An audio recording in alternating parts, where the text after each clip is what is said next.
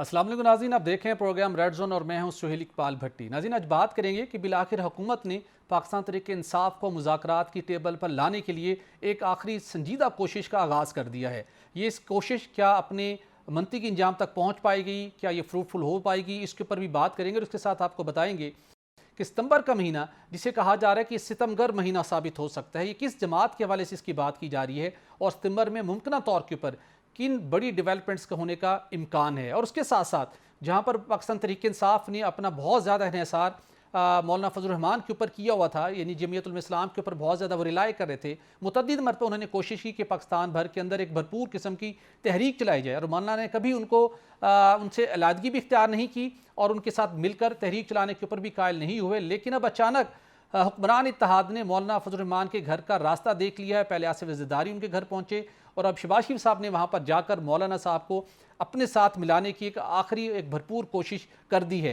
सवाल यह है कि हुकूमत जो आइनी और कानूनी हवाले से कुछ तरमीम करना जा रही है, उसमें जमीयत उल इस्लाम का साथ किस हद तक उनके लिए नागुज़ीर है, और क्या वाकई मौलाना फजल रहमान PTI से अलहदगी इख्तियार करते हुए, PTI के साथ अपना इत्तेहाद ख़त्म करते हुए हुक्मरान जमात के साथ बैठ कर कानूनी और आइनी तरमीम के अंदर अपना भरपूर किरदार अदा करेंगे। और इसके साथ आपको बताएंगे कि बलूचिस्तान में बढ़ती हुई दहशत गर्दी के पेश नज़र हुकूमत के पास क्या ऑप्शंस हैं, क्या मुज़ाकरात होने चाहिए या मुज़ाकरात के साथ ऑपरेशन भी ज़रूरी है, और सबसे बढ़कर यूथ को जो दुश्मन का एक प्रोपेगेंडा है उससे महफूज रखने के लिए किन इक़दाम की ज़रूरत है। और इसके साथ आपको बताएंगे कि पाकिस्तान भर के अंदर जो तवानाई का शोबा है, बिलखसूस हमारी कौमी ऑयल सप्लाई चेन है, उसके अंदर एक बड़ी प्रॉब्लम पैदा हुई है, एक बड़ी गड़बड़ पैदा हुई है, जिसके नतीजे में गैर मुल्की सरमायाकारी के हवाले से भी बहुत से सवालात उठ रहे हैं। इसके अंदर ओगरा की क्या जिम्मेदारी है और ये तनाज़ा क्या शिद्दत इख्तियार कर रहा है, इसको कैसे हल किया जा सकता है। और उसके साथ प्रोग्राम के आखिर में बात करेंगे मुमताज़ कश्मीरी रहनुमा सैयद अली गिलानी की कल 3री बरसी मनाई जाएगी। सैयद अली गिलानी की न सिर्फ कश्मीरियों के लिए भरपूर खिदमात थी, बल्कि पाकिस्तान के हवाले से भी उनका जज्बा किसी से ढका छुपा नहीं था, उस हवाले से भी बात करेंगे। तो इन मौज़ूआत पर बात करने के लिए स्टूडियो में मेरे साथ होंगे सीनियर तज्ज़ियाकार ख्वाजा मतीन साहब, जबकि स्काइप पर हमें ज्वाइन करेंगे पाकिस्तान तहरीक इंसाफ के रहनुमा हुमायूं मोहम्मद साहब। हुमायूं साहब, आपका बहुत शुक्रिया। हुमायूं साहब, पाकिस्तान तहरीक इंसाफ को इंटरनल लेवल के ऊपर खुद बहुत से चैलेंजेस का सामना है, लीगल फ्रंट के ऊपर भी, पोलिटिकल फ्रंट के ऊपर भी अब बहुत से चैलेंजेस से नबरदस्मा है। एक ऐसे मौके के ऊपर जब मुल्क के अंदर दहशत गर्दी की एक नई लहर ने भी जन्म लिया है, अब हुकूमत ने एक मरतबा फिर इस ख्वाहिश का इजहार किया है कि आइए मिल बैठ के बातचीत करते हैं, और महमूद खान अचकज़ई जिनको आपने टास्क दिया हुआ है उन्हीं से हुकूमत रब्ता करना चाहती है। तो क्या आपके इल्म में है कि इस सिलसिले के अंदर कोई बाज़ाब्ता कंस्ट्रक्टिव कोई एक रब्ता हुआ है या आने वाले दिनों में कोई मुज़ाकरात शुरू होने जा रहे हैं? आपके पास क्या इत्तलात हैं सर? बिस्मिल्लाहिर्रहमानिर्रहीम, इय्याका नअबुदु व इय्याका नस्तईन। देखिए, इस तरह है कि टू बी वेरी ऑनेस्ट, अभी इसके ऊपर मुझे नहीं पता कि पार्टी ने क्या डिसीजन लिया है।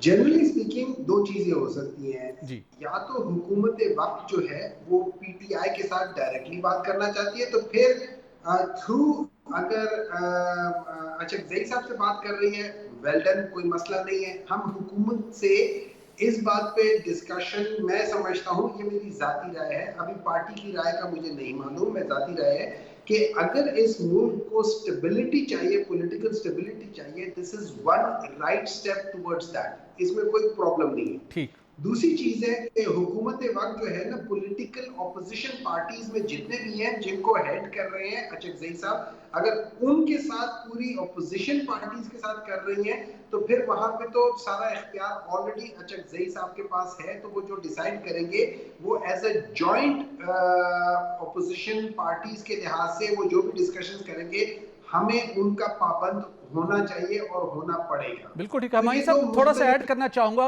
इतलात ये हैं कि वज़ीर आला खैबर पख्तूनख्वा अली मीन गंडापुर, जो गुज़श्ता एक हफ्ते से इस्लामाबाद में मुस्तकिल क़याम पजीर है, उन्होंने एक एफर्ट की है और उन्होंने एक डोर ओपन किया है, एक ओपनिंग दी है दोनों पार्टीज़ के मबैन के आएँ और बातचीत को बैठ के बात करें। ये क्या दुरुस्त है कि अली मीन गंडापुर साहब ने इस मामले के अंदर एक इंप्रेसिव रोल प्ले किया है?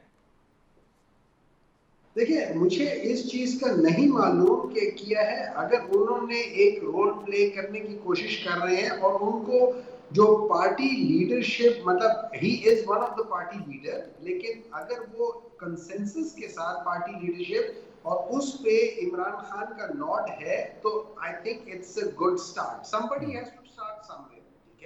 اس لحاظ سے وہ کر کے کریں. لیکن ایٹ دا سیم ٹائم فرض کرے اگر انہوں نے اسٹارٹ کیا اور فرض کرے اگر حکومت کرنا چاہتی ہے تو پھر جو احسن اقبال صاحب کا بیان ہے یا جو خواجہ آصف صاحب کے کمنٹس ہیں پھر وہ وارنٹیڈ نہیں ہے. پھر ان لوگوں کو اس قسم کی گفتگو نہیں کرنی چاہیے تھی کہ بھئی آپ یہ کرو یا آپ وہ کرو آپ فلانا کرو. کیونکہ احسن اقبال کہتے ہیں کہ پہلے عوام سے پاکستان تحریک انصاف کو معافی مانگنی چاہیے. میرا جواب ان کو یہ ہے کہ احسن اقبال صاحب عوام سے معافی ہم اگر وہ ہمیں کہتے ہیں کہ معافی مانگو تو ہم مانگیں گے اپنا اگر جرم ہم نے کوئی کیا ہو. نمبر 2 عوام نے تو مینڈیٹ دیا ہوا ہے کہ یار یہ پاکستان مسلم لیگ نون ہمارے ریپرزنٹیٹو نہیں ہو سکتی. انہوں نے تو آپ لوگوں کو رد کر دیا تو آپ کس بیسس پہ یہ کر رہے ہو؟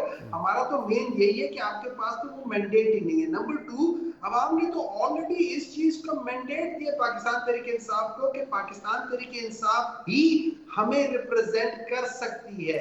میم صاحب ذرا یہاں رکیے گا. اگرچہ کہ احسن اقبال صاحب اور خواجہ آصف صاحب نے تو بڑی ڈیفرنٹ بات کی ہے, لیکن مسلم لیگ نون کے سینئر رہنما برسٹر عقیل ملک صاحب جو کہ معاون خصوصی برائے قانونی امور بھی ہیں, انہوں نے پروگرام نیوز ٹوڈے کے اندر تنزیلہ مدر صاحبہ کے ساتھ بات چیت کرتے ہوئے اس بات کی تصدیق کی ہے کہ پی ٹی آئی کے ساتھ ہمارے بات چیت جاری ہے, ہمارے بیک ڈور مذاکرات کا سلسلہ جاری ہے. تو آپ کی شاید علم میں ہو یا نہ ہو, لیکن ذرا ان کی گفتگو سنیے تو اسی کے حوالے سے پھر آپ سے بات کریں گے.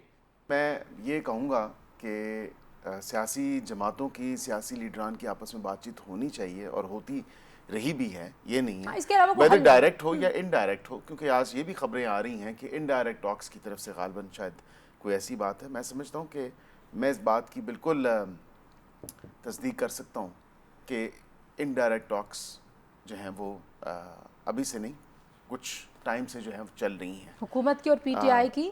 جی انڈائریکٹ جو مذاکرات ہیں وہ ہو رہے ہیں, انڈائریکٹ مذاکرات چل رہے ہیں. دوسری جانب احسن اقبال صاحب کا موقف اپنی جگہ کے اوپر, وزیر دفاع ماضی کی طرح بہت سے معاملات میں وہ وقتی طور کے اوپر اکثر لا علم دکھائی دی ہیں. آج بھی وہ تھوڑا سا اس بات سے لا علمی کا مظاہرہ کر رہے تھے, لیکن برسٹر عقیل ملک صاحب جو معاون خصوصی ہیں قانونی امور سے متعلق اور اپڈیٹڈ رہتے ہیں سارے معاملات کے حوالے سے, انہوں نے ابھی جب ان کا ہم نے شارٹ پلے کیا وہ واضح طور پر کہہ رہے ہیں, آپ تو ابھی کی بات کر رہے ہیں, کافی عرصے سے پی ٹی آئی کے ساتھ بیک ڈور بات چیت جاری ہے. دیکھیے back door P T I سے کا مطلب یہ نہیں ہے کہ آپ واقعی ایک پچھلے دروازے سے کر رہے ہیں. بیک ڈور کا مطلب یہ ہو جاتا ہے کہ آپ آفیشیل لیول پہ نہیں, لیکن آپ کے جو ریپرزنٹیٹیو ہوتے ہیں اور پی ٹی آئی کے, اب یہ پارلیمنٹ میں بھی ہو سکتے ہیں, یہ پارلیمنٹ سے باہر بھی ہو سکتے ہیں, یا کسی بھی جگہ, لیکن پولیٹیکل لیڈرشپ جو سیکنڈ ایئر کی لیڈرشپ ہوتی ہے وہ آپس میں ڈسکشنز کر کے کسی جگہ پہ آ رہی ہوتی ہے, کسی ایک کنسنسس پہ آ رہی ہوتی ہے, جیسے جرگا سسٹم ہوتا ہے. دیکھیے جرگا کرنے سے پہلے عام طور پہ لوگ بیٹھ کے آپس میں باتیں کرتے ہیں اور اس جرگا کے سامنے جا کے کہتے ہیں کہ یہ چیزیں, اور پھر اس کے بعد وہ چیزیں انیشیٹ ہوتی ہیں. بالکل درست کہا آپ نے ہمایوں صاحب. چلیں یہ تو خوش آئند بات ہے, آپ بھی اس چیز کو سپورٹ کر رہے ہیں اور ضرورت اس چیز کی ہے کہ ملک کو جس صورتحال سے دوچار ہے بیٹھ کے بات چیت ہونی چاہیے. لیکن سر اب جو کرٹیکل معاملات آنے والے دنوں میں ہیں, آپ کے جو سب سے بڑے اتحادی تھے جن کے اوپر پی ٹی آئی بڑا انحصار کر رہی تھی, مولانا فضل الرحمان صاحب, حکومت نے اب ان کے گھر کا راستہ دیکھ لیا ہے. آصف علی زرداری پہنچے, پھر اب شہباز شریف صاحب پہنچے, اور مولانا فضل الرحمان بھی بڑا پازیٹیو جیسچر شو کر رہے ہیں. آبجیکٹیو کیا ہے؟ اطلاعات یہ ہیں کہ حکومت قانون سازی کے ساتھ ساتھ جہاں پر 6 پرائیویٹ ممبرز کے بل آ چکے ہیں جس کے اندر ججز کا معاملہ ہے, سپریم کورٹ کے بہت سے امور ہیں اور بہت سا کچھ قانونی لحاظ سے ہونے جا رہا ہے, وہیں پر آئینی ترمیم بھی کچھ ہونے جا رہی ہے. تو آپ سمجھتے ہیں کہ مولانا فضل الرحمان جسے پی ٹی آئی ان کو اپنے ساتھ انگیج رکھنا چاہتی تھی, وہ حکومت کی طرف سلپ ہوتے ہوئے دکھائی دے رہے ہیں, اور ان کو اچھا پیکج مل گیا تو پھر قوانین میں ترمیم بھی ہو سکتی ہے اور آنے والے دنوں میں کچھ آئینی ترمیم بھی ہو سکتی ہے. اس حوالے سے کیا آپ تھریٹ فیل کرتے ہیں پولیٹیکل اینگل سے؟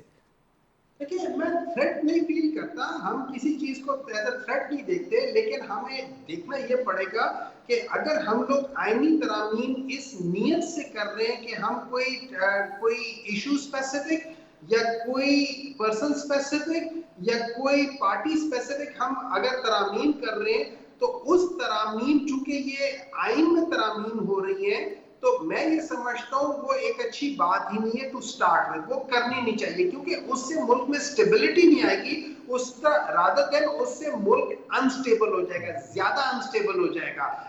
بالکل ٹھیک. جی سینیٹر ہمایوں محمد صاحب، آپ جو آپ کے بانی پی ٹی آئی ہیں، چیئرمین ہیں، سابق وزیر اعظم بھی ہیں عمران خان، وہ کہتے ہیں کہ میں تو صرف اسٹیبلشمنٹ سے بات چیت کروں گا. اب جب کہ محمود خان اچکزئی سے رابطے کی بات ہو رہی اور آپ کہتے ہیں کہ اس طرح کے جو سیکنڈ لیڈرشپ ہے ان سے بات چیت ہوتی رہتی ہے، اب جب کہ محمود اچکزئی سے رانا ثناء اللہ رابطہ کرتے ہیں اور مذاکرات کا ڈول ڈالتے ہیں، جو ہم سمجھتے ہیں کہ سیاسی جماعتوں کو آپس میں گفتگو کرنی چاہیے، تو کیا یہ بانی پی ٹی آئی کے جو موقف ہے اس سے یو ٹرن نہیں ہوگا، اس سے انحراف نہیں ہوگا؟ دیکھیے اس طرح ہے، میں آپ کو ایک بات بتا دیتا ہوں. ہم لوگوں نے ایکچولی یو ٹرن کو بہت برا سمجھا ہوا ہے، اور یو ٹرن ضروری نہیں ہے کہ برا ہو. ہاں بعض دفعہ یہ ہوتا ہے کہ آپ ایک راستے میں جا رہے ہیں اور وہ کسی خوف کی وجہ سے آپ وہاں سے واپس آ جائیں، وہ ایک بات ہوتی ہے. لیکن اگر آپ کسی راستے میں جا رہے ہو، آپ کو پتہ چل جائے کہ یار یہ راستہ آگے جا کے بند ہے، یا آگے جا کے غلط طرف ہے، آگے جا کے ادھر کچھ ہے، اور وہاں پہ آپ یو ٹرن لے کے کسی دوسرے راستے سے اپنی منزل کی طرف چل پڑے، وہ یو ٹرن برا نہیں ہوتا، وہ اچھا ہوتا ہے. جیسے 22 اگست کے جلسے کے سلسلے میں ہوا سر.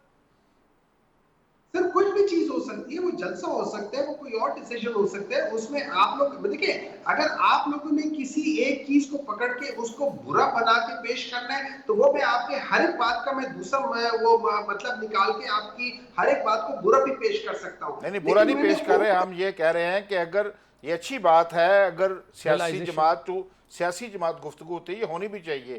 جرنلسٹ بھی کہتے ہیں، دانشور بھی یہ بات کہتے رہتے ہیں، تو اب یہ گفتگو آپ بھی سمجھتے ہیں کہ دو سیاسی جماعتوں کے ساتھ ہونی چاہیے، نہ کہ اسٹیبلشمنٹ کے ساتھ؟ دیکھیں let's be very honest about here. ہم لوگ actually we are not as honest as we should be. ٹھیک ہے، پرابلم جو ہے نا وہ سیاسی جماعتوں میں تو ہے ہی نہیں اتنا کچھ. پرابلم تو اصل جو ہے وہ تو اسٹیبلشمنٹ کا رول ہے ان پولیٹیکل. اصل پرابلم تو وہ ہے، وہ آپ کو بھی پتہ ہے، وہ مجھے بھی پتہ ہے، وہ سب جانتے ہیں. اس چیز کو کوشچن یہ ہے کہ ہم نے ان سے بات کرنی ہوگی، اور ہر ایک نے ان سے بات کرنی ہوگی کہ جی آپ کا رول آئین میں یہ نہیں ہے، آپ لوگوں نے یہ رول نہیں کرنا. اب سوال یہ ہے کہ کتنے لوگ ہیں جو اس چیز کو لے کر آگے جائیں گے اور اس کے اوپر سٹینڈ لیں گے. اصل بات یہ ہے، وہاں پہ you have to bell the cat. اب اس کے لیے ہم کہہ رہے ہیں، ہم یہ کہہ رہے ہیں کہ ہم نے اسٹیبلشمنٹ سے بات کرنی ہے. کوئی ہم سے یہ نہیں پوچھ رہا کہ ہم نے اسٹیبلشمنٹ سے بات کیا کرنی ہے. ہم یہ کہہ رہے ہیں کہ بات اسٹیبلشمنٹ سے کرنی ہے، اور ان سے یہ کہنی ہے کہ آئین کے مطابق ہر ایک اپنا رول پلے کرے. تو پھر اس لحاظ سے لیکن سر اب اس کا تو الٹیمیٹلی کورٹ ہی فیصلہ کرے گی. لیکن ہمیں صرف اگر بتا سکیں کہ 8 ستمبر کا جلسہ ہر صورت ہو پائے گا، کیا کس حد تک آپ ہوپ فل ہیں؟ دیکھیں اس طرح ہے کہ یہ جلسوں کو لوگوں نے بہت زیادہ، جب آپ کے دل میں خوف آ جائے نا تو اس کا کوئی علاج نہیں ہے. کیونکہ خوف جو ہوتا ہے نا، یہ انسان کی کمزوریوں کی وجہ سے آتا ہے، اس کے ایمان کی کمزوری کی وجہ سے آتا ہے. یہ جلسہ ہمیں اس لیے نہیں کرانے دے رہے کہ ان کو خوف ہے کہ ہم بہت بڑے لوگ لے آئیں گے. لیکن میری نظر یہ ہے کہ اگر یہ اس کو روکنے کی کوشش کریں گے تو اس وقت جو سچویشن ہے وہ اس طرح ہے کہ جو ہمارے ورکرز ہیں اور جو عوام ہے وہ بھری پڑی ہوئی ہے. ٹھیک ہے، اگر فرض کریں کسی وجہ سے میں یا لیڈرشپ پیچھے ہٹ جاتی ہے تو مجھے خدشہ اس بات کا ہے کہ وہ جو ورکر ہے، جو گراؤنڈ ورکر ہے اور جو عوام ہے، وہ باہر نکل آئے گی. اگر وہ باہر نکل آئی تو پھر جو ان کو کنٹرول کرنے والے لوگ ہوتے ہیں نا، جو کہ آپ کے سیکنڈ ٹیئر لیڈرشپ ہوتی ہے، وہ ان کے کنٹرول سے ہٹ جائیں گے. تو بنگلہ دیش کی جب ہم بات کرتے ہیں، بنگلہ دیش میں کیا ہوا تھا؟ جو لیڈرشپ تھی وہ ان سٹوڈنٹس ان کے ہاتھوں سے نکل گئے تھے، کیونکہ ان کے جو ڈیمانڈز تھے وہ لیڈرشپ نہیں طے کر سکی تھی. یہ تو بڑی خطرناک صورتحال ہو جائے گی. یہ تو بڑی صورتحال خراب ہے. آپ یہ بتائیں کہ 22 اگست کا جلسہ تو نہیں ہو سکا، کیا 8 سپٹمبر کو آپ کی جماعت کی تیاریاں مکمل ہیں؟ جلسہ ہو پائے گا یا نہیں ہو پائے گا؟ شارٹ جواب دیجیے گا.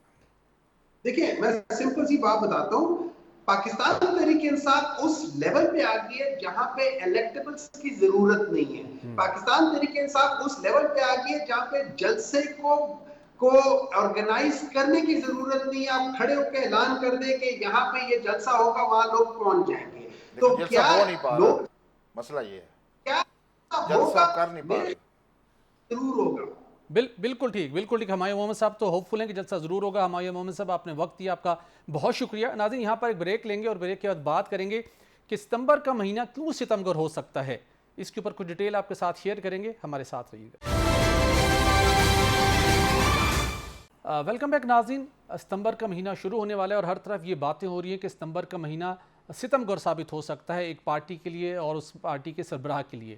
اب ماجرا کیا ہے، کیوں 1 سے 1.5 مہینے کو بہت زیادہ اہمیت دی جا رہی ہے؟ ماجرا یہ ہے کہ ہم نے بھی جاننے کی کوشش کی، بالخصوص اپنے ان ذرائع سے ہم نے بات چیت کرنے کی کوشش کی جن سے 6 مئی 2023 کو پروگرام ریڈ زون میں ہم نے آپ کو بتایا تھا، اس وقت بھی بانی پی ٹی آئی سے متعلق بہت سے کیسز کی تحقیقات کا سلسلہ جاری تھا، اور اس وقت ہم نے 6 مئی 2023 کو آپ کو بتایا تھا پروگرام ریڈ زون کے توسط سے کہ جس لیول پر کارروائی ہو رہی تھی آنے والے دنوں میں وہ کارروائی کنکلوڈ ہونے جا رہی ہے۔ وہ بنیادی طور کے اوپر واضح طور پر آپ کو ہم نے بتایا تھا، اگر آپ کو یاد ہو، کہ نیب کے کیس کے اندر جس کی تحقیقات بہت ایڈوانس سٹیج کے اوپر ہے، انکوائری کو انویسٹیگیٹ میں اپ گریڈ کیا گیا تھا، اور اب آنے والے دنوں میں بانی پی ٹی آئی کی گرفتاری کا واضح امکان ہے اور نیب تیاری کر چکا ہے۔ اور اس کے بعد ہم نے دیکھا کہ 9 مئی کو نیب نے بانی پی ٹی آئی کو اسلام آباد ہائی کورٹ سے گرفتار کر لیا تھا۔ تو اب خواجہ صاحب، معاملات کچھ اسی ٹائپ کے ہیں، اگرچہ کہ اس وقت وہ خود اڈیالہ جیل میں ہیں، لیکن اب ان کی معاملات آگے بڑھنے اور بہت سی باتیں ہو رہی ہیں۔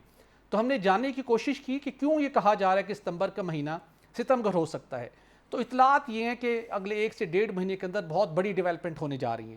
ایک جانب پولیٹیکل ڈیولپمنٹ آپ کو ہوتی ہوئی دکھائی دیں گی، جہاں پر پی ٹی آئی کو آلدو کے قومی دھارے کی جماعت ہے، لیکن قومی مفاد کے دھارے میں لا کر ان کو ایک سسٹم کا حصہ بنانے کے حوالے سے بات چیت کا سلسلہ جاری ہے۔ اور دوسری جانب جو فیلڈ جنرل کورٹ مارشل کی کارروائی ہے اس کے کنکلوڈ ہونے کا امکان ہے، اور واضح طور کے اوپر معاملات 9 مئی کے حوالے سے آگے بڑھنے جا رہے ہیں، اور اس بات کا واضح امکان دکھائی دے رہا ہے کہ بانی پی ٹی آئی کا نہ صرف جو ان کا 90 ملین پاؤنڈ کا معاملہ ہے اس کے اندر فیصلہ آئے گا، بلکہ 9 مئی سے متعلق بھی ان کے معاملات کو خلاف توقع بہت ہائیسٹ لیول کے اوپر اس کو انویسٹیگیٹ کر کے ان کے معاملات کنکلوڈ ہونے ہیں۔ تو بڑا کرٹیکل ٹائم ہے، چیزیں بہت سی ڈیفائن ہونی ہیں۔ اسی وجہ سے ہمیں لگتا ہے کہ جب یہ معاملات اب اپنے حتمی مرحلے میں داخل ہو رہے ہیں تو حکومت کی خاصب آپ کو دیکھا کہ حکومت کی جو پھرتیاں ہیں، یہ حکومت کی جو اسٹریٹجی ہے وہ تھوڑی سی آپ کو اگریسو اور فاسٹ دکھائی دے رہی ہے۔ پہلے آصف علی زرداری صاحب ایک بڑی شخصیت، صدر مملکت کے عہدے پر فائز ہیں، مولانا فضل الرحمان صاحب کے گھر پہنچے، انہیں کنونس کرنے کی کوشش کی اور ایک بڑا خاص تحفہ بھی دیا، اور اس کے بعد وزیر اعظم شہباز شریف صاحب پہنچے ہیں۔ اور ماضی میں بھی آپ بات کرتے رہے کہ جہاں پہ ہمارے ناظرین کو یاد ہوگا، آپ بھی کہتے رہے کہ بیک ڈور بات چیت کا سلسلہ جاری ہے۔ گزشتہ روز بھی اپنے پروگرام میں ہم نے بات کی اور آپ نے کہا کہ بات چیت کا سلسلہ جاری ہے اور یہ سلسلہ جاری رہتا ہے، اور اب بریک تھرو کی طرف معاملات جا رہے ہیں۔ مولانا فضل الرحمان کو پی ٹی آئی بھی اپنے پاس انٹیکٹ رکھنا چاہتی ہے، اور اب حکومت نے تو زیادہ کوششیں کر دی ہیں۔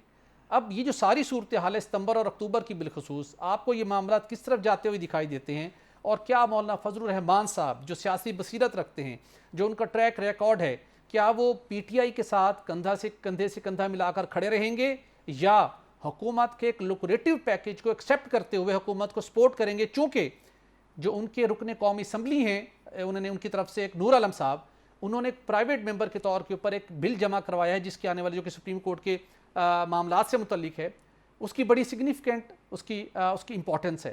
تو مولانا فضل الرحمان صاحب کا رول، ان کی پولیٹیکل سٹینڈنگ کس طرف آنے والے دنوں میں آپ کو دکھائی دے رہی ہے؟ بٹی صاحب، ہم اکثر یہ بات کرتے رہتے ہیں کہ یہ جو مولانا فضل الرحمان ہیں یہ ٹیسٹ میچ کے کھلاڑی ہیں، یہ 2020 کے کھلاڑی نہیں ہیں۔ ابھی دیکھیں انہوں نے ایک لمبا میچ کھیلا، پی ٹی آئی کو انگیج کیا۔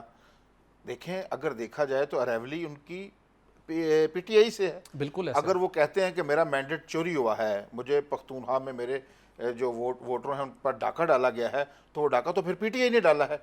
انہوں نے بڑی سیاسی بصیرت کے ساتھ، مولانا نے، آپ کو پتہ ہے سیاست کے امام ہیں وہ، انہوں نے ان کو انگیج کیا کیونکہ تاکہ حکومت کی توجہ حاصل کی جا سکی۔ پھر جب وقت آیا ان کو آئینی ترامیم کے لیے ضرورت پیش آئی تو پھر سیاست کے جو بادشاہ گر ہیں وہ ان کے گھر پہنچ گئے اور تحفہ دیا بندوق کا، ان کو بتایا کہ بھائی ادھر جانا ادھر نہیں جانا۔ صرف تحفہ دے کے آئے ہیں، اس تحفے کا نشانہ بھی بتا کے ہیں کہ اسے نشانہ کہاں لینا ہے؟ بالکل، زرداری صاحب آپ کو پتا وہ بھی بڑے گہرے کھلاڑی ہیں، انہوں نے ساری چیزیں، وہ بھی پکے نشانے باز ہیں، پکے نشانے باز ہیں، ان کا نشانہ خطا ہی نہیں ہوتا۔ نشانہ تو مولانا کی بہت پکا ہے۔ ہاں، مولانا کا پکا، دونوں بڑے کھلاڑی ہیں۔ اب جب کہ کچھ چیزیں ان سے کے ساتھ وہ طے کر کے آئے تھے، کچھ ایک سگنل دیا انہوں نے۔ مولانا دیکھیں بڑے کھلے ڈلے سیاستدان ہیں، کوئی بھی کہے ان سے ملنے کے لیے جانا ہے تو وہ کہیں آ جائیں، وہ منع تو کسی کو نہیں کرتے۔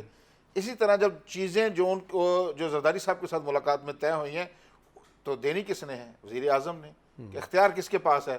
تو وزیر اعظم صاحب نے کہا کہ مولانا کو, میں مولانا کے پاس خود چلا جاتا ہوں, ہمارے بزرگ سیاستدان ہیں, ہماری پی ڈی ایم میں ہمارے سربراہ رہے ہیں, ہمارے ساتھی ہیں. اور ایک اور بات بتاؤں, جو فطری الائنس ہے نا وہ مولانا کا انہی جماعتوں کے ساتھ ہے. صحیح. تو خاص PTI کے ساتھ آپ کوئی کے فطری تجزیے کے alliance مطابق مولانا فضل الرحمان صاحب قانونی اور آئینی ترمیم کے حوالے سے حکومت جو پوری تیاری کر چکی ہے, اس جو آئینی ایک سرپرائز پیکیج ہے اس کے اندر آپ کی انڈرسٹینڈنگ مطابق کیا مولانا حکومت کے ساتھ بیٹھ جائیں گے؟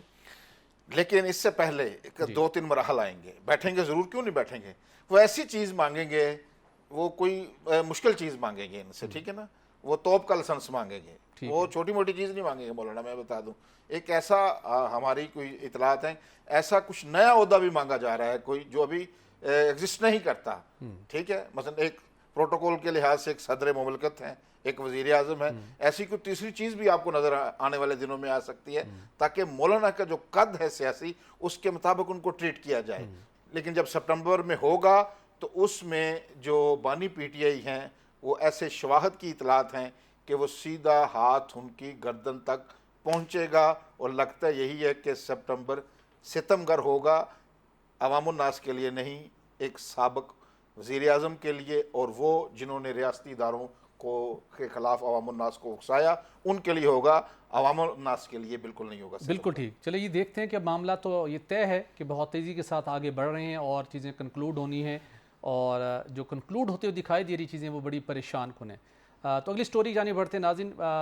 کچھ چیزیں کنکلوڈ بلوچستان کے حوالے سے بھی ہونی ہیں. بلوچستان کی ایسی صورتحال جہاں پر بدترین دہشت گردی نے پاکستان کو بری طرح سے ایک مرتبہ پاکستان کے عوام کو متاثر کیا ہے. ہر پاکستانی کا دل دکھی ہوا جب بالخصوص 26 اگست کو وہاں پر دہشت گردوں نے ایک بے رحمانہ کارروائی کی اور شناختی کارڈ دیکھ کر جس طریقے سے معصوم نہتے لوگوں کو قتل کیا گیا. خاص صاحب معاملہ یہ ہے کہ اب یہ باتیں کی جا رہی ہیں کہ بلوچستان کے اندر احساس محرومی ہے, جبکہ وفاقی حکومت صوبائی حکومتیں کلیم کرتی ہیں کہ وسائل کا جو ایلوکیشن ہے, وسائل کی جو تقسیم ہے, جو وہاں پر ڈیولپمنٹ کے معاملات ہیں وہ ہر گزرتے سال کے ساتھ وہاں پر بہت بہتر ہوئے ہیں. لیکن اس کے باوجود اب جو یوتھ ہے, جو پڑھے لکھے نوجوان ہیں, خاص ان کا مائنڈ بھی پلیوٹ ہو چکا ہے. کون ان تک پہنچ رہا ہے, کس طریقے سے ان کی سوچوں کو خراب کیا گیا ہے کہ جو بھی ہم بڑی کارروائی دیکھتے ہیں تو اس کے اندر جو پڑھے لکھے نوجوان, وہ لڑکا ہوں یا لڑکی ہوں, ان کا نام سامنے آ رہا ہے. تو خاص ایک بڑا چیلنج ہے کہ ریاست کے لیے کہ یوتھ کو ہم نے کیسے اٹریکٹ کرنا ہے اور ان کو اس پروپیگنڈا اور نفرت پر مبنی بیانی سے کیسے نکالنا ہے. اور حکومت کے پاس مذاکرات کا خاصا آپشن ہے یا آپریشن کا, یا دونوں چیزیں اکٹھے چلنی ہیں. کس طریقے سے اپنے اس معاملات کو بہتر بنانا ہوگا, چونکہ مزید نہ بلوچستان ایسی وارداتوں کا متحمل ہو سکتا ہے اور نہ ہی پاکستان. بٹ صاحب یہ بات بالکل آپ کی درست ہے 100% کہ یوتھ کو ہم نے انگیج کرنا ہے. یہی ہماری جو نسل ہے, ان کے ہاتھ میں باغ ڈور, انہوں نے ملک کی باغ ڈور سنبھال لی. جہاں تک تعلق ہے بٹی صاحب محرومیوں کا, مجھے یہ بتائیں کون سی محرومی آپ کو یہ کہتی ہے کہ آپ کسی کا شناختی کارڈ دیکھ کر اس کی قومیت کی بنیاد پر اس کے سینے میں گولیاں اتار دیں؟ کیا وہ جو مزدور وہاں شہید ہوا ہے, میں سمجھتا ہوں کہ اس نے اس کی محرومی کا وہ ذمہ دار ہے, اور وہ تو بلوچستان کی تبدیل و ترقی میں کردار ادا کرنے کے. وہ بالکل آپ کے صوبے میں, آپ کے شہر میں, آپ کے ڈسٹرکٹ میں کوئی شخص آتا ہے محنت مزدوری کے لیے تو وہ تو اپنا حصہ ڈال رہا ہے اس کی تبدیل و ترقی میں. بالکل درست بات ہے. یہ بٹی صاحب میں آپ کو بتاؤں, دو طرفہ بات چیت چلنی. جہاں تک محرومی کا تعلق ہے, ہو سکتا ہے, کیا محرومی پنجاب میں نہیں ہے, کیا محرومی سندھ میں نہیں ہے, کیا جنوبی پنجاب میں محرومیاں نہیں ہیں, کیا باقی کے پی کے میں محرومی نہیں ہے؟ محرومی تو پورے پاکستان میں ہے. کیا اسلام آباد کے نواب میں محرومیاں نہیں ہیں؟ یہاں ایسے علاقے ہیں بٹی صاحب جہاں گیس کے کنیکشن نہیں ہے, اسلام آباد کی ٹائٹل کی میں بات کر رہا ہوں. تو بات یہ ہے کہ یہ محرومیاں ہر جگہ ہیں, لیکن کوئی بھی محرومی آپ کو یہ نہیں کہتی کہ آپ معصوم اور نہتے بے گناہ لوگوں کی جانیں لیں. اس سے ہمارا دین منع کرتا ہے. تو بات چیت چلنی ہے, گفتگو بھی ہونی ہے. جہاں تک محرومیوں کا تعلق ہے ان کی بات چیت سنی جانی چاہیے, ان کی محرومی دور کرنی چاہیے. لیکن جو ملک دشمنوں کے ایجنڈے پر کام کر رہے ہیں بٹی صاحب, ان کے علاوہ گولی کے علاوہ کوئی حل نہیں ہے. جو لوگ کسی کا شناختی کارڈ دیکھ کر جانے لیتے ہیں, معصوم لوگوں کو مارتے ہیں اور یہ کہتے ہیں یہ محرومیوں کے نام پر ہے, وہ نوجوان بلوچستان کے نوجوانوں سے میں مخاطب ہونا چاہتا ہوں کہ ان کو یہ دیکھنا چاہیے ان کے دوست نہیں ہیں, یہ بلوچ قوم کے دشمن ہیں. بالکل ایسے, اور یہ غیر ملکی ایجنڈے پر بالکل درست کہا. اور جو لوگ ایسے غیر ملکی ایجنڈے پر گامزن ہیں ان کے لیے پرائم منسٹر شہباز شریف نے واضح پیغام دیا کہ ایسے افراد کا, ایسے عناصر کا ہم سر کچل دیں گے. لیکن جو آئین پاکستان کی جو سبز ہلالی پرچم کی توقیر کرے گا اس کو ہم اپنے سر آنکھوں پر بٹھائیں گے. لیکن نوجوانوں کو بھی اس بات کو بالخصوص بلوچستان کے نوجوانوں کو اس بات کو ملحوظ خاطر رکھنا چاہیے کہ آپ دشمن ملک عناصر کے ہاتھوں میں مت کھیلیے. ان کے نفرت اور تفریق پر مبنی بیانے کو بالکل ایکسیپٹ مت کیجیے. اسی میں بلوچستان کی فلاح و بہبود پناہ ہے اور اسی میں ہی پاکستان کی ترقی کا راز ہے، کیونکہ ہم نے اتحاد کے ساتھ آگے بڑھنا ہے. ناظرین یہاں پر ایک بریک لیں گے اور بریک کے بعد کچھ اور ایشوز پر بات کریں گے. Stay with us. Welcome back ناظرین. توانائی کا شعبہ جہاں اکثر بیشتر ریگولیشن کے اوپر اوور لک کرنا یا انفورسمنٹ میں کمزوری کے نتیجے میں پورے شعبے کے اندر بدترین بد انتظامی پیدا ہو جاتی ہے، جس کا الٹیمیٹلی خمیازہ اس ملک کی عوام کو بھگتنا پڑتا ہے. لیکن ایک وقت ایک بڑی کرٹیکل صورتحال ہو چکی ہے، اور یہ صورتحال جو پہلے بھی ہم نے آپ کے سامنے ہائی لائٹ کی، جو کہ بنیادی طور کے اوپر نیشنل آئل سپلائی چین سے متعلق ہے. خاص صاحب صورتحال اس وقت یہ ہے کہ پاکستان کے اندر ہماری ریفائنریز بھی پیٹرولیم مصنوعات تیار کرتی ہیں، اور اس کے ساتھ ساتھ ہم امپورٹ کے ذریعے سے بھی اپنے ملک کی ضرورت پوری کرنے کی کوشش کرتے ہیں. تو اس امپورٹ اور ملکی سطح کے اوپر جو پیٹرولیم مصنوعات کی تیاری ہے، اس کے اندر ایک بیلنس مینٹین کرنا بہت ضروری ہے، جو کہ بنیادی طور کے اوپر اوگرا کی ذمہ داری ہے. اس سے پہلے بھی ہم نے یہ معاملہ ہائی لائٹ کیا، اور کچھ جگہوں کے اوپر معاملات ایسے تھے جہاں پہ کچھ خرابی دکھائی دے رہی تھی، اور الٹیمیٹلی اب صورتحال اسی جانب جا چکی ہے جہاں پر اوگرا نے اچانک ایک خط لکھتے ہوئے گو آئل مارکیٹنگ کمپنی جس نے ہائی سپیڈ ڈیزل امپورٹ کیا ہے، وہاں پر متعلقہ حکام کو منع کیا گیا ہے کہ 1 ستمبر کو اس کارگو کو آف لوڈ نہ ہونے دیا جائے، اس کو برتنگ کی اجازت نہ دی جائے. یہ ایک بڑی کرٹیکل صورتحال پیدا ہوگی پوری آئل انڈسٹری کے اندر، اور اوگرا نے یہ نشاندہی کی ہے کہ اس کارگو کے بر وقت یا 1 ستمبر سے یہ ارلی اس کے آف لوڈ ہونے کے نتیجے میں جو نیشنل آئل سپلائی چین ہے وہ متاثر ہوگی. اوگرا نے موقف یہ اپنایا، اوگرا کے حکام سے بھی ہم نے جاننے کی کوشش کی کہ یہ معاملہ ہر گزرتے دن کے ساتھ گھمبیر ہوتا جا رہا ہے. اوگرا کے اندر اعلیٰ سطحی اجلاس ہوا جہاں پہ ریفائنریز کے حکام نے شرکت کی، اور انہوں نے بہت زیادہ تحفظات کا اظہار کیا، چونکہ اوگرا اپنا رول جو ٹائملی رول تھا وہ پورا کرتے ہوئے ہمیں دکھائی نہیں دے رہا، جس کی وجہ سے صورتحال ہر گزرتے دن کے ساتھ کرٹیکل ہو رہی ہے. ہماری ملکی ریفائنریاں وہ کہتی ہیں کہ ہم پیٹرولیم مصنوعات تیار کر رہی ہیں، پہلے ہم سے پروڈکٹ خریدی جائے. جبکہ اب ریسنٹلی آپ کو یاد ہوگا کہ پاکستان ہر وقت چاہتا ہے کہ پاکستان کے اندر غیر ملکی سرمایہ کاری آئے. تو پاکستان کی گو آئل مارکیٹنگ کمپنی، جس نے دنیا کی سب سے بڑی oil refinery oil marketing company Saudi Aramco کے ساتھ ایک ایگریمنٹ کیا، پاکستان کے اندر وہ آ چکے ہیں. ان کے ساتھ مل کے وہ پاکستان کے اندر اپنے کاروبار کو ایکسپینڈ کرنا چاہتے ہیں. اب ایک جانب آپ نے غیر ملکی سرمایہ کاری کو لے کے آنا ہے، دوسری جانب آئل ریفائنریاں اور پی ایس او شور مچا رہی ہے کہ ہمارا شیئر متاثر ہو رہا ہے، ہم اس سے متاثر ہوں گے. تو ایک ایسی سچویشن کرٹیکل ہو چکی ہے کہ اوگرا کو اب خط لکھ کے گو کمپنی کے ایک کارگو کو رکوانا پڑا کہ یہ آف لوڈ نہ ہو، جس سے مارکیٹ متاثر ہوگی. بہت سی شکایات اوگرا کو موصول ہو رہی تھی. آئل ریفائنریز کا دیگر او ایم سیز کی شکایت ہے کہ یہ کمپنی اضافی پیٹرول اور ہائی سپیڈ ڈیزل امپورٹ کرتی ہے، تو وہ مارکیٹ کے اندر کبھی وہ ڈسکاؤنٹ کو دینے کا الزام عائد کیا جاتا ہے، کبھی کہا جاتا ہے کہ وہ بلک کے اندر دے دیتے ہیں. لیکن ڈسٹورشن ہے، پریشان ہے پوری انڈسٹری، کیونکہ اوگرا نے ٹائملی رول پلے نہیں کیا کہ اگر ایک غیر ملکی ریفائنری پاکستان کے اندر آ رہی ہے پاکستانی کمپنی کے اندر، تو مارکیٹ کے اندر وہ پینیٹریٹ کریں گی، تو ہم نے کیسے بیلنس کریٹ کرنا ہے جس سے ہماری سپلائی چین بھی متاثر نہ ہو، اور وہ اس کمپنی کو بھی فیئر مارکیٹ پریکٹس کے تحت مسابقتی تقاضوں کو مد نظر رکھتے ہوئے کام کرنے کی اجازت ملنی چاہیے. جبکہ اس حوالے سے جب ہم نے بات کی گو کمپنی کے حکام کے ساتھ، ان کا ایک ڈیفرنٹ موقف ہے. وہ کہتے ہیں کہ جو ہماری آئل ریفائنریز ہیں وہ ڈیم ڈیوٹی لیتی ہیں 13 روپے فی لیٹر ڈیزل کی تیاری کے اوپر، جبکہ جو ہم اگر امپورٹ بھی کر رہے ہیں تو ہم کوئی زیادہ برڈن نہیں ڈال رہے، اور ہم اس کا وہ 13 روپے فی لیٹر ڈیم ڈیوٹی نہیں لے رہے. الٹیمیٹلی جس کوالٹی کا ہم ہائی سپیڈ ڈیزل لے کر آ رہے ہیں پاکستان کی ایک کے علاوہ دیگر آئل ریفائنری وہ تیار نہیں کر رہی، اور یہ ہمارا رائٹ ہے کہ ہم پاکستان کے اندر رہتے ہوئے ہم کام کریں. لیکن اب مسئلہ یہ ہے کہ جہاں پر ڈیزل اور پیٹرول کی سمگلنگ نے پوری مارکیٹ کو متاثر کیا ہوا ہے، اوگرا کا رول تھا اس کے مطابق وہ سمگلنگ کو کنٹرول نہیں کروا پا رہے، اس کے بہت سی دیگر فیکٹرز بھی ہیں. بالکل بٹی صاحب، دیکھیں ریگولیٹر ادارہ جو ہے اس کا کام یہی ہے کہ اس نے توازن ایک قائم رکھنا ہے. اگر وہ توازن قائم نہیں رکھ پا رہا، اگر اس کی جو پالیسی ہے وہ من پسند ناپسند کی بنیاد پر ہے، تو اس سے پھر اس طرح کے ایشوز پیدا ہوتے ہیں. ان کو فوری چاہیے اوگرا کو کہ اس طرح کے ایشوز پیدا ہونے سے پہلے ہی حل کر لیے جائیں. اب آپ نے ایک کمپنی کو اجازت دے رکھی ہے، وہ اگر اپنی جو اس کا اجازت نامہ ہے اس کے مطابق اگر ورک کر رہا ہے تو اس کو تو اجازت ہونی چاہیے کرنے کی. جب وہ کام کر رہا ہے اور ایک باہر کی سرمایہ کار کمپنی بھی اس کے ساتھ ہے، اور خاصا جب آپ ایک فورن بڑی دنیا کی بڑی کمپنی آپ کے ساتھ ہے، ایک دن آپ ایک لیٹر جاری کرتے ہیں اور آپ آرڈر کرتے ہیں کہ وہ کارگو جو پاکستان کی سمندری حدود میں پہنچ چکا ہے اس کو 1 ستمبر کو آپ نے برتھنگ کی اجازت نہیں دینی، اس کو آف لوڈ نہیں ہونے دینا، تو جو ہماری اپروچ، جو ہماری پالیسی فریم ورک اور جو فورن انویسٹر ہے اس کو میسج کیا جائے گا؟ بھٹی صاحب یہ تو وزیر اعظم پاکستان کو دیکھنا ہے کہ ہم تو کہہ رہے ہیں کہ ہم ملک میں سرمایہ کاری لے کر آئیں. اگر اوگرا جیسے کوئی اور بھی ادارہ اس طرح کے اگر لیٹر لکھ کر اگر کوئی سرمایہ کار کمپنی کو ڈرانے کی کوشش کر رہا ہے، اس کو بدظن کرنے کی کوشش کر رہا ہے، تو پھر یہ ملک سے دشمنی اور کیا ہے؟ آپ ایسے کیسے سرمایہ کرے گی؟ اگر اتنی بڑی کمپنی اس کو آپ لیٹر لکھ کر، جب ان کا کہہ رہے ہیں کارگو آ گیا ہے سمندر میں بالکل، تو اس کو آپ ابھی کہہ رہے ہیں کہ آف لوڈ نہیں کرنے دیں گے، یہ بالکل میں سمجھتا ہوں غیر ذمہ دارانہ فیل ہے. ٹھیک ہے، اس کا فوری نوٹس لینا چاہیے متعلقہ اتھارٹی کو. اور میرے خیال میں اس طرح اگر آپ کرتے رہیں گے تو پھر جو سرمایہ کار کمپنیاں تو ملک سے بھاگیں گے. پھر آپ نے سرمایہ کار کمپنی کے لیے دوستانہ بھٹی صاحب ماحول رکھنا ہے، ان کو فرینڈلی ماحول دینا ہے. اس کے لیے وزیر اعظم کو چاہیے کہ فوری طور پر اوگرا اتھارٹی کو، ہم نہیں کہتے کسی کو فیور کریں، کسی کو فیور نہ کریں، جو بھی میرٹ کے مطابق معاملات ہیں ان کو فوری طور پر حل کریں تاکہ ملک میں مزید سرمایہ کار کمپنیاں آئیں، نہ کہ بھاگیں. بالکل ٹھیک. سرمایہ کاری بھی پاکستان کو چاہیے، لیکن اس کے ساتھ ساتھ کاروبار کے لحاظ سے مسابقتی انوائرمنٹ بھی چاہیے، اور یہ بنیادی ذمہ داری ہے ریگولیٹر یعنی کہ اوگرا کی. اگلی سٹوری کی جانب بڑھتے ہیں ناظرین.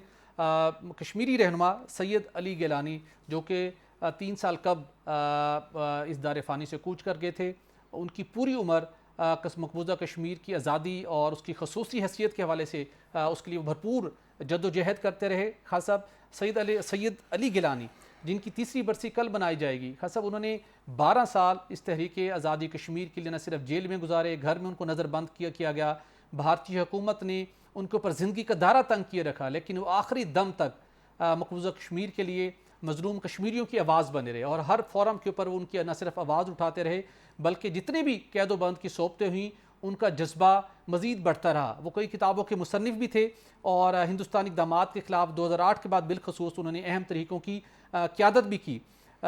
خاصب جہاں سنیریو یہ تھا کہ جہاں پہ کئی سید علی گیلانی جیسے رہنما اور دیگر کئی رہنماؤں نے اپنی نہ صرف جانوں کا نذرانہ پیش کیا، مشکل ترین وقت گزارا، قید و بند کی صوبتیں برداشت کی، چاہتے کیا تھے کہ مقبوضہ کشمیر کی جو حیثیت ہے اس کو ہم بحال کروائیں. اور لیکن ان کی اس کاوشوں کے دوران بھارتی حکومت نے، عالمی میڈیا بھی جب اس کے پر بات کرتا رہا، ان کی جو وہاں پر انسانی حقوق کی خلاف ورزیاں ہوتی رہیں، لیکن اس کے باوجود بھارت نے آرٹیکل 370 اور 35A کے حوالے سے ایک متنازع ترین اپنا فیصلہ کر کے اس حیثیت کو تبدیل کیا. اور آج بھارت کہتا ہے کہ مقبوضہ کشمیر کا معاملہ تو چیپٹر کلوز ہو چکا، وہ بات ہی ختم ہو چکی. ریسنٹلی ان کی ایک سٹیٹمنٹ آئی تھی، لیکن سید علی گیلانی جیسے رہنماؤں کی جو خدمات تھی، جو قربانیاں تھیں، وہ اس بات کی یاد دلاتی رہیں گی تمام کشمیریوں کو کہ کشمیر کے اوپر جو بھارت کا غاصبانہ قبضہ ہے وہ ایک دن ختم ہوگا. آپ ان کی خدمات کو کس نگاہ سے دیکھتے ہیں؟ بھٹی صاحب، بابا حریت سید علی گیلانی رحمۃ اللہ علیہ وہ جرت، استقامت کا کوہ گراں تھے. کشمیریوں کے لیے وہ بابا قوم کی حیثیت رکھتے ہیں. وہ جو راستہ دے کر گئے ہیں، میں آپ کو بتاؤں دلچسپ بات، ہم کہتے ہیں کشمیری رہنماؤں نے، وہ پاکستانی رہنما تھے. ان سے بڑا پاکستانی میں نے کوئی نہیں دیکھا. ان کا نعرہ دیکھ لیجئے، آپ سن لیجئے، ہم ہیں پاکستانی، پاکستان ہمارا ہے. جی 12 سال جیل کا ذکر آپ نے کیا، 12 سال نہیں بھٹی صاحب، انہوں نے آدھی سے زیادہ عمر نظر بندی میں اور جیلوں میں بند ہو کر گزاری ہے، اور ان کا نظر بندی میں ہی انتقال ہوا ہے. میں اس کو شہادت سمجھتا ہوں، ان کا انتقال نہیں سمجھتا. وہ جو شمع جلا کر گئے ہیں، جو نوجوانوں کو دے کر گئے ہیں تحریک آزادی کی، وہ ایسے بجھنے والے نہیں ہیں. میں آپ کو بتا دوں، وہ تو دنیا سے چلے گئے، لیکن وہ جو راستہ دے کر گئے ہیں کشمیری نوجوانوں کو، وہ اس پر چل رہے ہیں. وہ سب سے بڑے پاکستانی تھے. جتنا انہوں نے پاکستان کا مقدمہ لڑا ہے، میں سمجھتا ہوں کسی اور نے نہیں لڑا، پاکستانیوں نے بھی نہیں لڑا.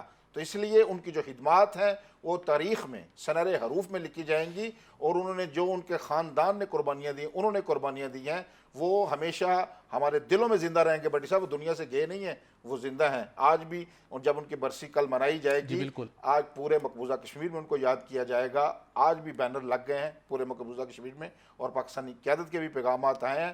وہ ہمارے دلوں میں ہمیشہ زندہ اور تابندہ رہیں گے. بالکل، ہمارے دلوں میں ہمیشہ زندہ اور تابندہ رہیں گے. صرف مقبوضہ کشمیر ہی نہیں بلکہ پاکستان بھر کے اندر کل بھرپور انداز میں ان کی 3ری برسی کے اوپر سید علی گیلانی کو خراج تحسین پیش کیا جائے گا، چونکہ عمر بھر ان کا یہی نظریہ رہا کہ ہم پاکستانی ہیں، پاکستان ہمارا ہے.